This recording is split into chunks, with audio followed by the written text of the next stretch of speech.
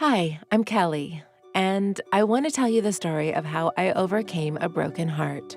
It's been a bit of a roller coaster, but here goes. I met James in the last year of high school. It was one of those cliched fall in love at first sight, like something out of a movie kind of relationships. We went everywhere together, and the year that we dated was the best year of my life. I thought that for sure we would grow old together and that it would last forever. I had secretly been pinning engagement rings on my Pinterest board and then deliberately leaving my laptop open every time it was over, with the hope that he would see which style I liked best. That's how in love we were. I was already planning our wedding. Then one Sunday, after we had finished lunch at my grandma's place and were walking home, he asked me to stop for a second. He seemed nervous. My heart started to race, and I wondered if this was going to be the moment.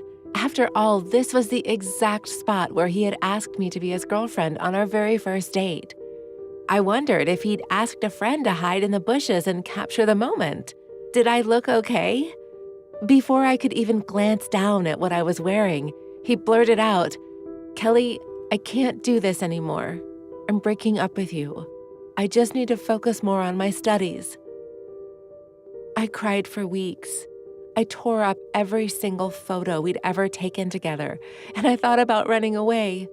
I didn't want to be anywhere near him. One night I was looking for bus tickets online when the idea came to me. Why should it be me who has to run away? He was the bad guy here. The next day at school, we had our final French exam. James loved French. He was planning on studying it in college and had even signed up for a summer school in Paris. I went to sleep that night with a big grin on my face as the idea swirled around in my head. I woke up extra early the next morning and cycled into school. I arrived even before the janitor. Our French exam was taking place in the school hall, and the day before, the class leader had helped our teacher to lay out the dictionaries on everyone's desks. I was positive my plan would go smoothly. According to the seating chart, James would be sat at desk number 37. It was so easy. I slipped a sheet of paper into his dictionary that looked like a list of answers and quickly left.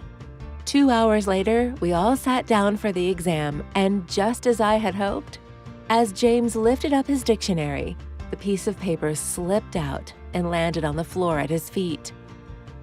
The teacher saw it happen and asked him to follow her out of the room. Everyone watched him leave in disbelief. James was the top student. I tried not to laugh as the examiner ordered us all to start the exam, knowing that James would be in deep trouble and hopefully expelled. It served him right. How dare he break my heart and think he could get away with it? This would show him. I finished the exam and left feeling smug. James wasn't in chemistry that afternoon, and so it seemed my plan had worked. I should have been happy, right? Revenge is supposed to be sweet and everything. That's what people say. But why did I start crying on my cycle home? I couldn't even eat dinner, and Mom had cooked my favorite. I couldn't sleep that night nor the next night. I didn't understand what was happening to me.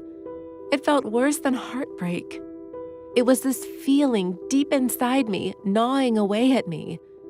I soon realized what it was: guilt.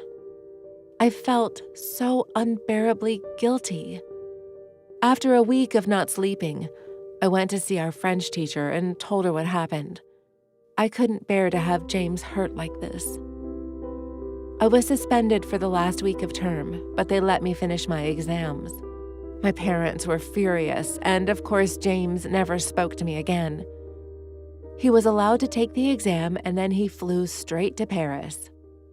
I felt so bad. I just wanted him to feel a little bit of the pain that I was feeling. But I never imagined that getting revenge on him would hurt me too. If you've had your heart broken, it's best to just accept it, forgive, and move on. Life's too short to hold grudges, and revenge ends up hurting you even more than the person it was served to. Lesson well and truly learned. And as for James, I hope he's enjoying Paris. And I really mean that. What do you think of this story? Feel free to share your comments and stories in the comments section below. And don't forget to like the video and subscribe to our channel.